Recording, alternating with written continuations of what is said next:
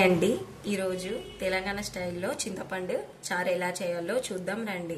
First చింతపండు ఒక half an hour నానబెట్టుకొని దాని రసం తీసి పెట్టాలి. అందులో మనకు అన్ని ఇంగ్రీడియంట్స్ రుచికి సరిపడా సాల్ట్, మీ రుచికి సరిపడా సాల్ట్ వేసుకోండి. అలాగే కారం అదే చారులో వేయండి. అన్ని ధనియా పౌడర్ అన్నీ 1 టేబుల్ స్పూను. ఓన్లీ నువ్వుల పొడి మాత్రం 2 టేబుల్ స్పూన్ అలా వేసుకుంటే, ఎక్కువ వేసుకుంటే రుచి చాలా బాగుంటుంది. ఇందులో ఇంకొక ఇంగ్రీడియంట్ మన కుడక పొడి అండి, ఎండు కొబ్బరి పొడి. అలాగే ఆనియన్స్ కూడా ఇందులోనే వేసుకోవాలి.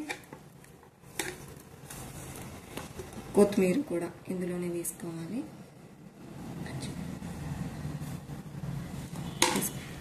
అన్నీ వేసిన తర్వాత దానికి పోపు పెట్టుకోవాలి. పోపుకు ఒక 2 టేబుల్ స్పూన్ ఆయిల్ వేసి అది కాగాక పోపు దినుసులు వేయాలి. కాగిందండి.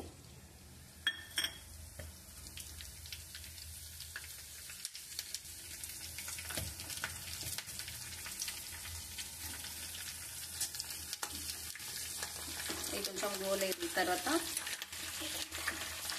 వేగిన తర్వాత పచ్చిమిర్చే కాకుండా ఎండుమిర్చి కూడా వేసుకోవచ్చు. ఇప్పుడు అవైలబుల్ లేక నేను పచ్చిమిర్చి వేసానండి. అది గోలాక కొంచెం చిటికెడు పసుపు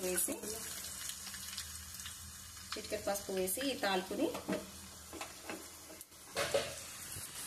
ఈ చారులో వేసేయడమే.